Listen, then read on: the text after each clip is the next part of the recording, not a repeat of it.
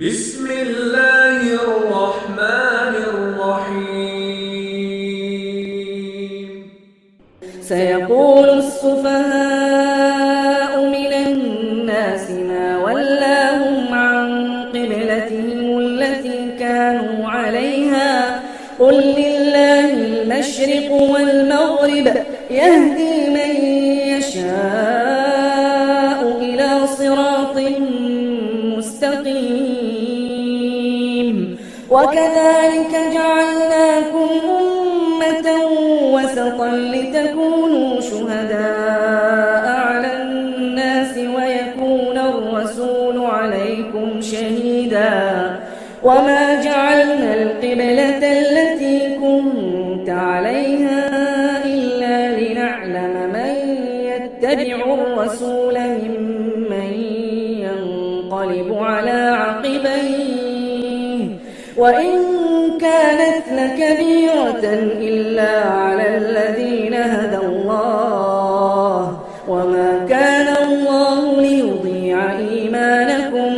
إن الله بالناس لرءوف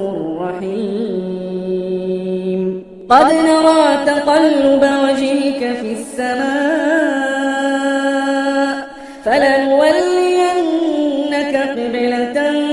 ترضاها فول وجهك شطر المسجد الحرام وحيث ما كنتم فولوا وجوهكم شطره وإن الذين أوتوا الكتاب ليعلمون أنه الحق من ربهم وما الله بغافل عما يعملون ولئن أتيت الذين أوتوا الكتاب بكل آية ما تبعوا قبلتك وما أنت بتابع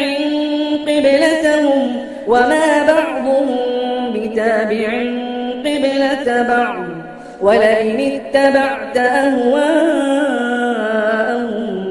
من بعد ما جاءك من العلم إنك إذا لمن الظالمين الذين آتيناهم الكتاب يعرفونه كما يعرفون أبناءهم وإن فريقا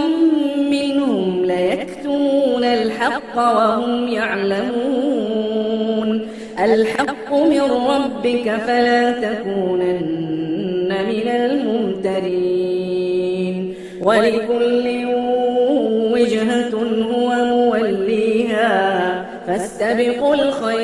الخيرات أينما تكونوا يأت بكم الله جميعا إن الله على كل شيء قدير ومن حيث خرجت فول وجهك شطر المسجد الحرام وإنه للحق من ربك وما الله بغافل عما تعملون ومن حيث خرجت فول وجهك شطر المسجد الحرام وحيث ما كنتم فولوا وجوهكم شطره لئلا يكون للناس عليكم حجة إلا الذين ظلموا منهم فلا تخشوهم واخشوني ولأتم نعمتي عليكم ولعلكم تهتدون كما أرسلنا فيكم رسولا منكم يتلو عليكم آياتنا ويزكيكم ويعلمكم الكتاب والحكمة ويعلمكم ما لم تكونوا تعلمون فاذكروني أذكركم واشكروا لي ولا تكفرون يا أيها الذين آمنوا استعينوا بالصبر والصلاة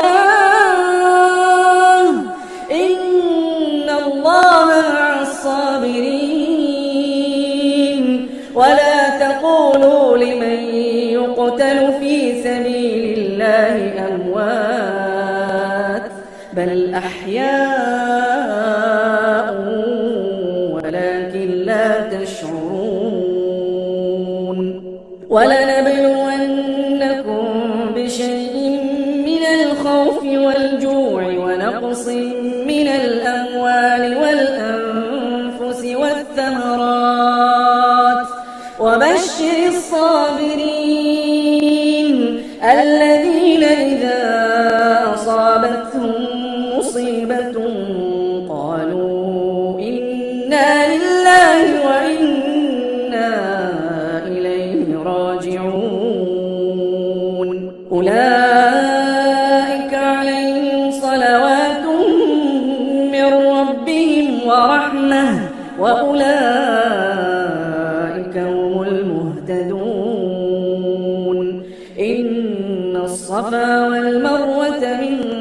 شعائر الله فمن حج البيت أو اعتمر فلا جناح عليه أن يطوف بهما ومن تطوع خيرا فإن الله شاكر عليم إن الذين يكتمون ما أنزلنا من البينات والهدى من بعد ما بيناه للناس في الكتاب أولئك يلعنهم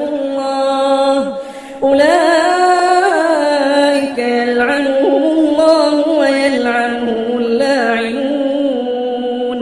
إلا الذين تابوا وأصلحوا وبينوا فأولئك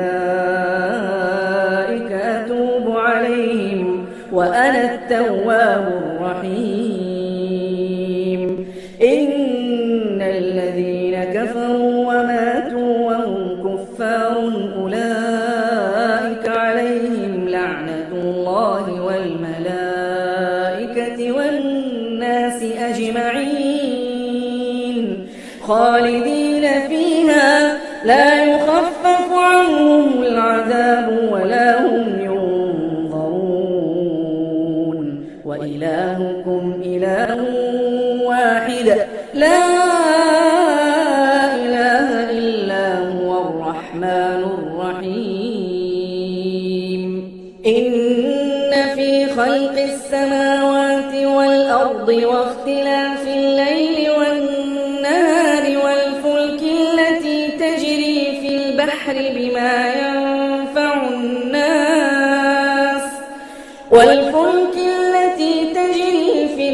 بما ينفع الناس وما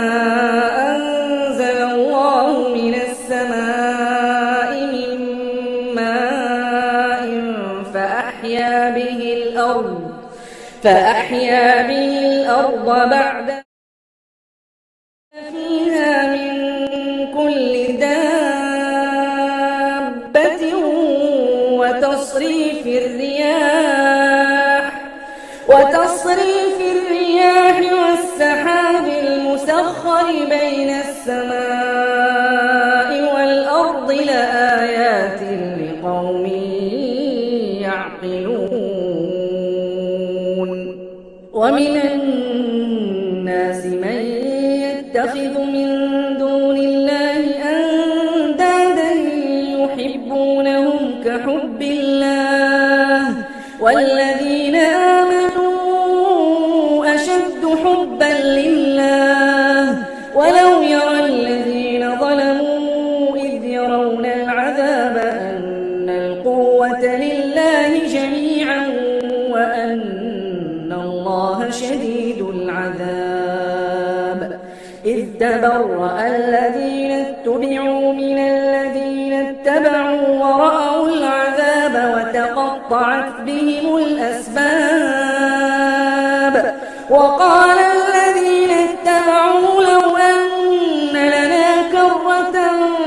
فنتبرأ منهم كما تبرأوا منا كذلك يريهم الله أعمالهم حسرات عليهم وما هم بخارجين من النار يا أيها الناس كلوا مما في حلالا طيبا ولا تتبعوا خطوات الشيطان إنه لكم عدو مبين إنما يأمركم بالسوء والفحشاء وأن تقولوا على الله ما لا تعلمون وإذا قيل لهم اتبعوا ما أنزل الله قالوا بل نتبع ما ألفينا عليه آباءنا أولو كان آباؤهم لا يعقلون شيئا ولا يهتدون ومثل الذين كفروا كمثل الذي ينعق بما لا يسمع إلا دعاء ونداء صم بكم عمي فهم لا يعقلون يا أيها الذين آمنوا كلوا من طيبات ما رزقناكم واشكروا لله إن كنتم إياه تعبدون إنما حرم عليكم الميتة والدم ولحم الخنزير وما أهل به لغير الله فمن اضطر غير عاد فلا إثم عليه إن الله غفور رحيم إن الذين يكتمون ما أنزل الله من الكتاب ويشترون به ثمنا قليلا أولئك ما يأكلون في بطونهم إلا النار ولا يكلمهم الله يوم القيامة ولا يزكيهم ولهم عذاب أليم أولئك الذين اشتروا الضلالة بالهدى والعذاب بالمغفرة فما أصبرهم على النار ذلك بأن الله نزل الكتاب بالحق وإن الذين اختلفوا في الكتاب لفي شقاق بعيد ليس البر أن تولوا وجوهكم قبل المشرق والمغرب ولكن البر من آمن بالله واليوم الآخر والملائكة والكتاب والنبيين وآتى المال على حبه ذوي القربى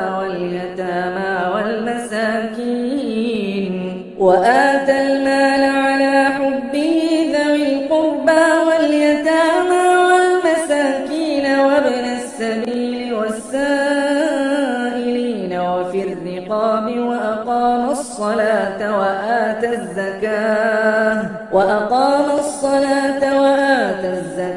والموفون بعهدهم إذا عاهدوا والصابرين في البأساء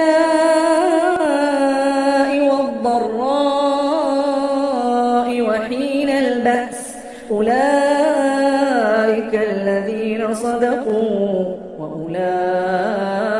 هم المتقون يا أيها الذين آمنوا كتب عليكم القصاص في القتلى الحر بالحر والعبد بالعبد والأنثى بالأنثى فمن عفي له من أخيه شيء فاتباع بالمعروف وأداء إليه بإحسان ذلك تخفيف من ربكم ورحمة فمن اعتدى بعد ذلك فله عذاب أليم ولكم في القصاص حياة يا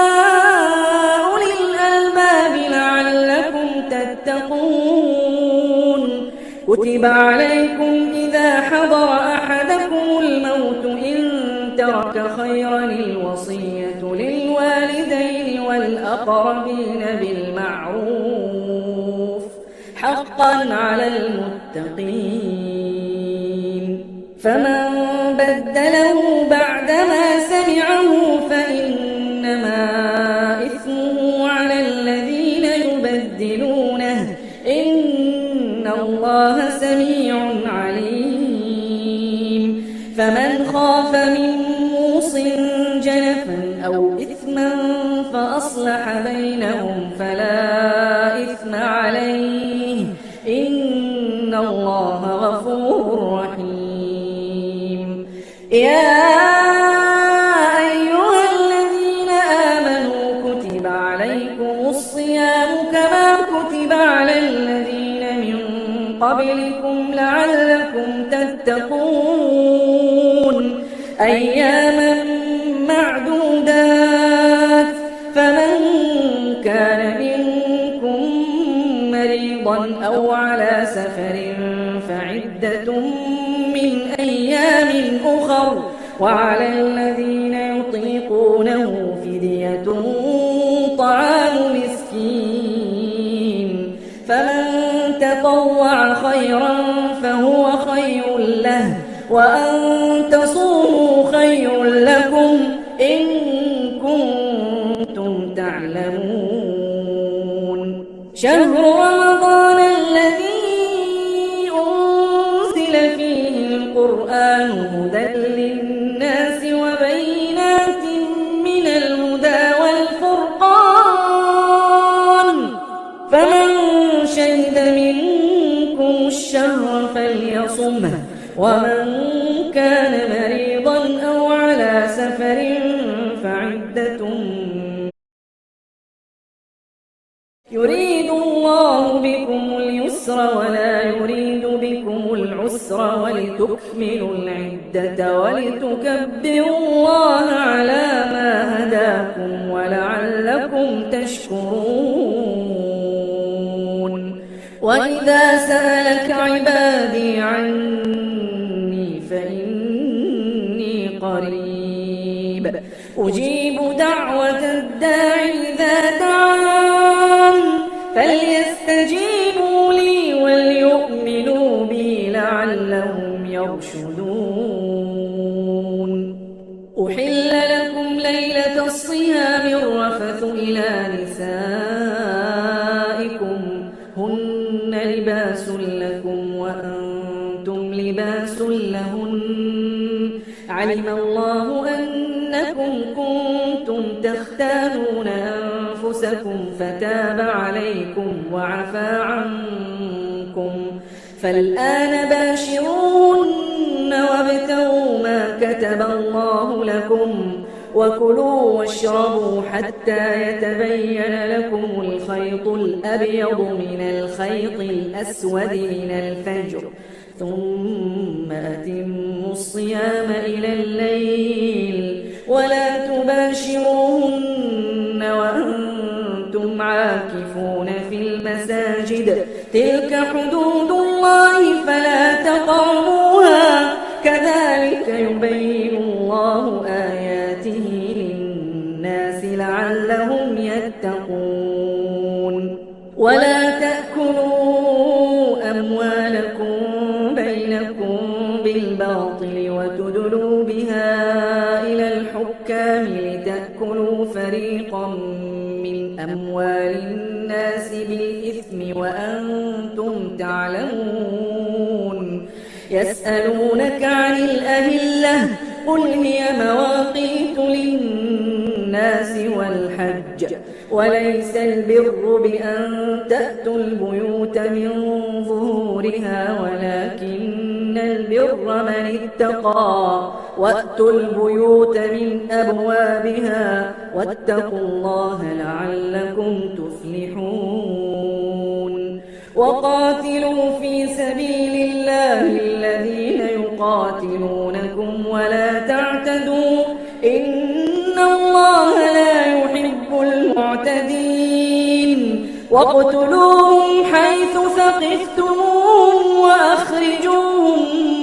من حيث أخرجوكم والفتنة أشد من القتل ولا تقاتلوهم عند المسجد الحرام حتى يقاتلوكم فيه فإن قاتلوكم فاقتلوهم كذلك جزاء الكافرين فإن انتهوا فإن الله غفور رحيم وقاتلوهم حتى لا تكون فتنة ويكون الدين لله فإن انتهوا فلا عدوان إلا على الظالمين الشهر الحرام بالشهر الحرام والحرمات قصاص فمن اعتدى عليكم فاعتدوا عليه بمثل ما اعتدى عليكم واتقوا الله واعلموا أن الله مع المتقين وأنفقوا في سبيل الله ولا تلقوا بأيديكم إلى التهلكة وأحسنوا إن الله يحب المحسنين وأتموا الحج والعمرة لله فإن أحصرتم فما استيسر من الهدي ولا تحلقوا رؤوسكم حتى يبلغ الهدي محله فمن كان منكم مريضا أو به أذى من رأسه ففدية من صيام أو صدقة أو نسك فإذا أمنتم فمن تمتع بالعمرة إلى الحج فما استيسر من الهدي فمن لم يجد فصيام 3 أيام في الحج وسبعة إذا رجعتم تلك 10 كاملة ذلك لمن لم يكن أهله حاضر المسجد الحرام واتقوا الله واعلموا أن الله شديد العقاب الحج أشهر معلومات فمن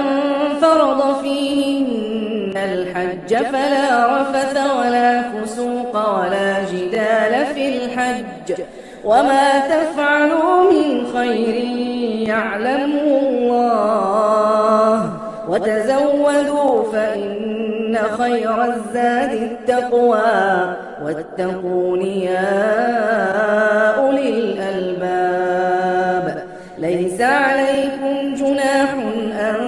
تبتغوا فضلا من ربكم فإذا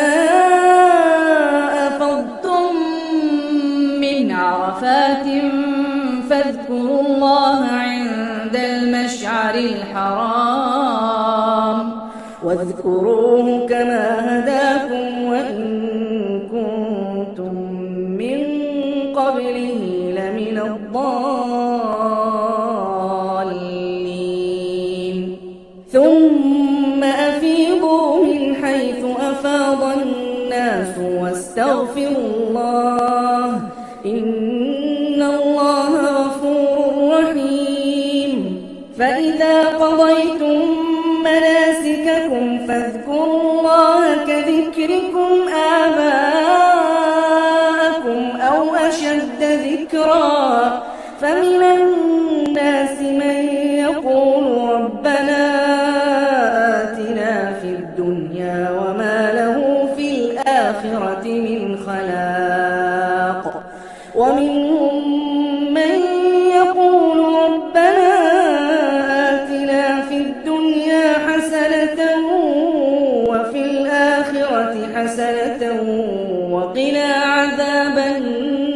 النار أولئك لهم نصيب مما كسبوا والله سريع الحساب واذكروا الله في أيام معدودة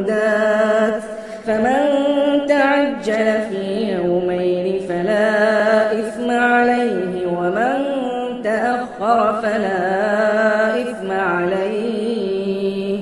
لمن اتقى واتقوا الله واعلموا أنكم إليه تحشرون ومن الناس من يعجبك قوله في الحياة الدنيا ويشهد الله على ما في قلبه وهو ألد الخصام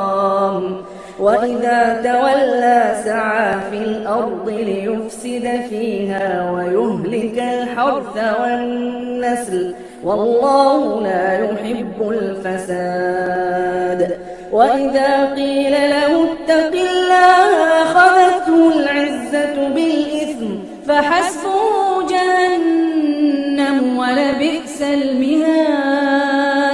ومن الناس من يشري نفسه ابتغاء مرضات الله والله رؤوف بالعباد يا أيها الذين آمنوا ادخلوا في السلم كافة ولا تتبعوا خطوات الشيطان إنه لكم عدو مبين فإن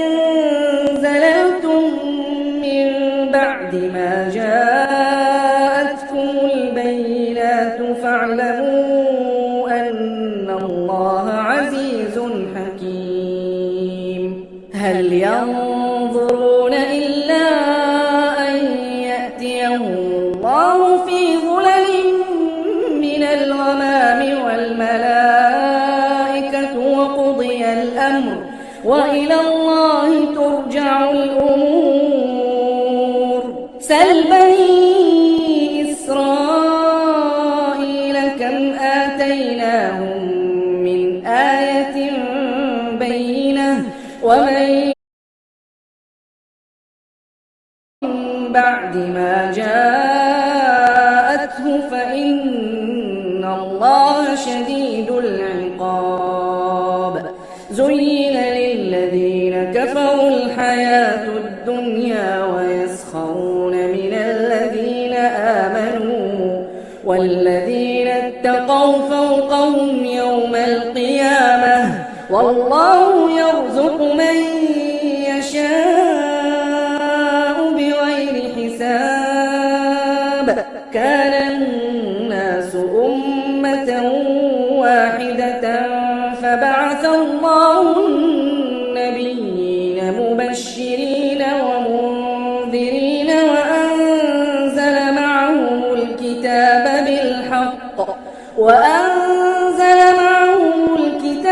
بالحق ليحكم بين الناس فيما اختلفوا فيه وما اختلف فيه إلا الذين أوتوه من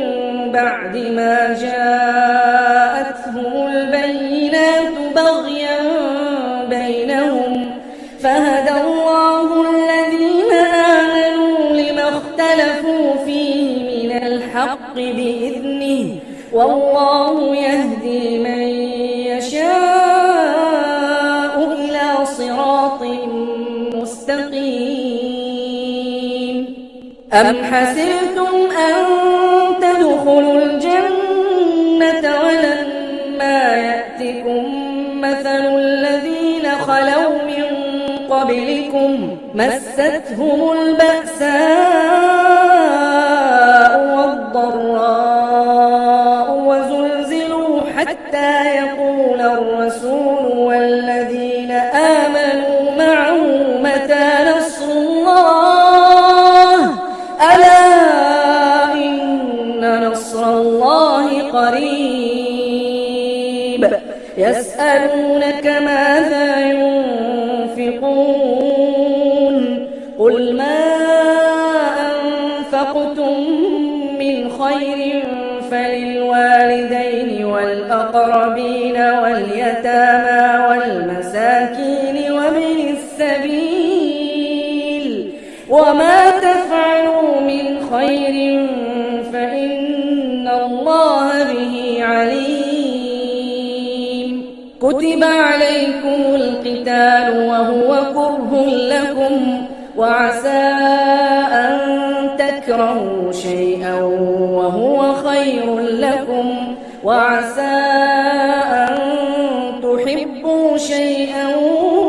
وهو شر لكم والله يعلم وأنتم لا تعلمون يسألونك عن الشهر الحرام فيه قل قتال فيه كبير وصد عن سبيل الله وكفر به والمسجد الحرام وإخراج أهله منه أكبر عند الله والفتنة أكبر من القتل ولا يزالون يقاتلونكم حتى يردوكم عن دينكم إن استطاعوا ومن يرتدد منكم عن دينه فيمت وهو كافر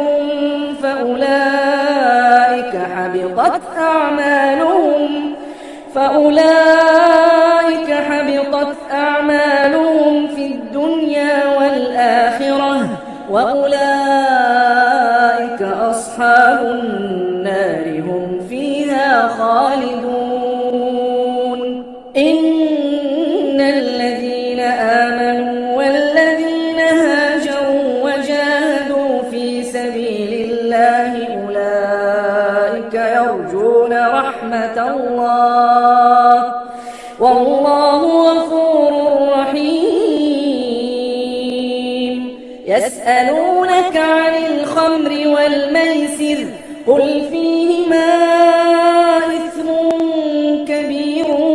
ومنافع للناس وإثمهما أكبر من نفعهما ويسألونك ماذا ينفقون قل العفو كذلك يبين الله لكم الآيات لعلكم تتفكرون في الدنيا والآخرة ويسألونك عن اليتامى قل إصلاح لهم خير وإن تخالطوهم فإخوانكم والله يعلم المفسد من المصلح ولو شاء الله لأعنتكم إن الله عزيز حكيم ولا تنكحوا المشركات حتى يؤمن ولأمة مؤمنة خير من مشركة ولو أعجبتكم ولا تنكحوا المشركين حتى يؤمنوا ولعبد مؤمن خير من مشرك ولو أعجبكم أولئك يدعون إلى النار والله يدعو إلى الجنة والمغفرة بإذنه ويبين آياته للناس لعلهم يتذكرون ويسألونك عن المحيض قل هو أذى فاعتزلوا النساء في المحيض ولا تقربوهن حتى يطهرن فإذا تطهرن فأتوهن من حيث أمركم الله إن الله يحب التوابين ويحب المتطهرين نساؤكم حرث لكم فأتوا حرثكم أنى شئتم وقدموا لأنفسكم واتقوا الله واعلموا أنكم ملاقوه وبشر المؤمنين ولا تجعلوا الله عرضة لأيمانكم أن تبروا وتتقوا وتصلحوا بين الناس والله سميع عليم. لا يؤاخذكم الله باللغو في أيمانكم ولكن يؤاخذكم بما كسبت قلوبكم والله غفور حليم. للذين يؤلون من نسائهم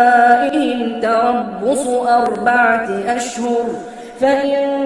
فاءوا فإن الله غفور رحيم. وإن عزموا الطلاق فإن الله سميع عليم.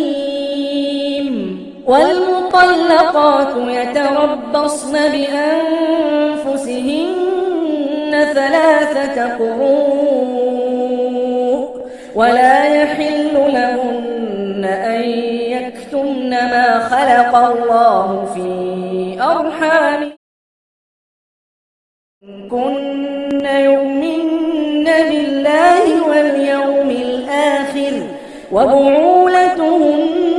أحق بردهن في ذلك إن أرادوا إصلاحا ولهن مثل الذي عليهن بالمعروف وللرجال عليهن درجة والله عزيز حكيم. الطلاق 2 فإمساك بمعروف أو تسريح بإحسان ولا يحل لكم أن تأخذوا مما آتيتموهن شيئا إلا أن يخافا ألا يقيما حدود الله فإن خفتم ألا يقيما حدود الله فلا جناح عليهما فيما افتدت به تلك حدود الله فلا تعتدوها ومن يتعد حدود الله فأولئك هم الظالمون. فإن طلقها فلا تحل له من بعد حتى تنكح زوجا غيره فإن طلقها فلا جناح عليهما أن يتراجعا إن ظنا أن يقيما حدود الله وتلك حدود الله يبينها لقوم يعلمون. وإذا طلقتم النساء فبلغن أجلهن فأمسكوهن بمعروف أو سرحوهن بمعروف ولا تمسكوهن ضرارا لتعتدوا ومن يفعل ذلك فقد ظلم نفسه. ولا تتخذوا آيات الله هزوا واذكروا نعمة الله عليكم وما أنزل عليكم من الكتاب والحكمة يعظكم به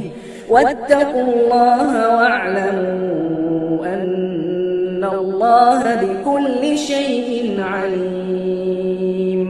وإذا طلقتم النساء فبلغن أجلهن فلا تعضلوهن أن ينكحن أزواجهن إذا تراضوا بينهم بالمعروف ذلك يوعظ به من كان منكم يؤمن بالله واليوم الآخر ذلكم أزكى لكم وأطهر والله يعلم وأنتم لا تعلمون. والوالدات يرضعن أولادهن حولين كاملين لمن وعلى المولود له رزقهن وكسوتهن بالمعروف لا تكلف نفس إلا وسعها لا تضار والدة بولدها ولا مولود له بولده وعلى الوارث مثل ذلك فإن أرادا فصالا عن تراض منهما وتشاور فلا جناح عليهما وإن أردتم أن تسترضعوا أولادكم فلا جناح عليكم إذا سلمتم ما آتيتم بالمعروف واتقوا الله واعلموا أن الله بما تعملون بصير والذين يتوفون منكم ويذرون أزواجا يتربصن بأنفسهن 4 أشهر وعشرا فإذا بلغن أجلهن فلا جناح عليكم فيما فعلن في أنفسهن بالمعروف والله بما تعملون خبير ولا جناح عليكم فيما عرضتم به من خطبة النساء أو أكننتم في أنفسكم علم الله أنكم ستذكرونهن ولكن لا تواعدوهن سرا إلا أن تقولوا قولا معروفا ولا تعزلوا عقدة النكاح حتى يبلغ الكتاب أجله واعلموا أن الله يعلم ما في أنفسكم فاحذروه واعلموا أن الله غفور حليم لا جناح عليكم إن طلقتم النساء ما لم تمسوهن أو تفرضوا لهن فريضة ومتعوهن على الموسع قدره وعلى المقتر قدره متاعا بالمعروف حقا على المحسنين وإن طلقتموهن من قبل أن تمسوهن وقد فرضتم لهن فريضة فنصف ما فرضتم إلا أن يعفون أو يعفو الذي بيده عقدة النكاح وأن تعفوا أقرب للتقوى ولا تنسوا الفضل بينكم إن الله بما تعملون بصير حافظوا على الصلوات والصلاة الوسطى وقوموا لله قانتين فإن خفتم فرجالا أو ركبانا فإذا أمنتم فاذكروا الله كما علمكم ما لم تكونوا تعلمون والذين يتوفون منكم ويذرون أزواجا وصية لأزواجهم متاعا إلى الحول غير إخراج فإن خرجن فلا جناح عليكم فيما فعلن في أنفسهن من معروف والله عزيز حكيم وللمطلقات متاع بالمعروف حقا على المتقين كذلك يبين الله لكم آياته لعلكم تعقلون ألم تر إلى الذين خرجوا من ديارهم وهم ألوف حذر الموت فقال لهم الله موتوا ثم أحياهم إن الله لذو فضل على الناس ولكن أكثر الناس لا يشكرون وقاتلوا في سبيل الله واعلموا أن الله سميع عليم من ذا الذي يقرض الله قرضا حسنا فيضاعفه له أضعافا كثيرة والله يقبض ويبسط وإليه ترجعون ألم تر إلى بني إسرائيل من بعد موسى إذ قالوا لنبي لهم ابعث لنا ملكا نقاتل في سبيل الله قال هل عسيتم إن كتب عليكم القتال ألا تقاتلوا قالوا وما لنا ألا نقاتل في سبيل الله وقد أخرجنا من ديارنا وأبنائنا فلما كتب عليهم القتال تولوا إلا قليلا منهم والله عليم بالظالمين وقال لهم نبيهم إن الله قد بعث لكم طالوت ملكا قالوا أنى يكون له الملك علينا ونحن أحق بالملك منه ولم يؤت سعة من المال قال إن الله اصطفاه عليكم وزاده بسطة في العلم والجسم والله يؤتي ملكه من يشاء والله واسع عليم وقال لهم نبيهم إن آية ملكه أن يأتيكم التابوت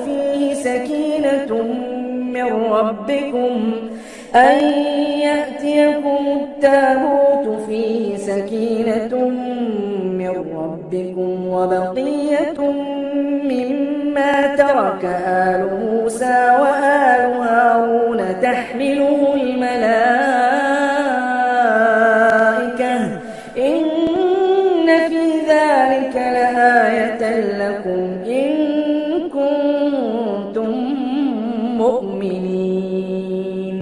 فلما فصل طالوت بالجنود قال إن الله مبتليكم بنهر فمن شرب منه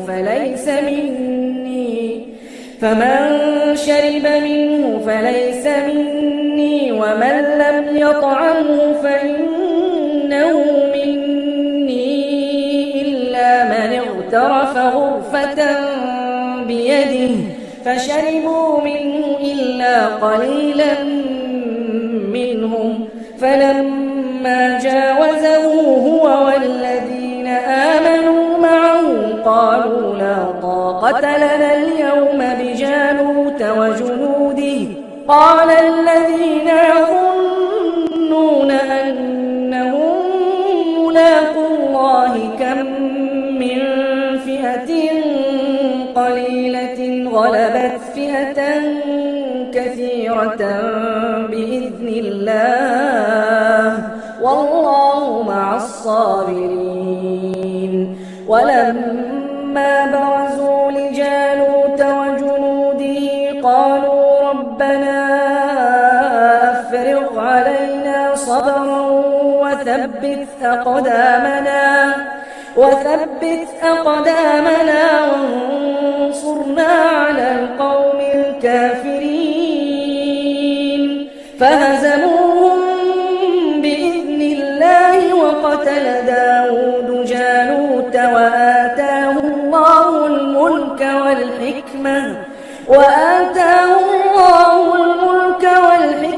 وعلمه مما يشاء ولولا دفع الله الناس بعضهم ببعض لفسدت الأرض ولكن الله ذو فضل على العالمين تلك آيات الله نتلوها عليك بالحق وإنك لمن المرسلين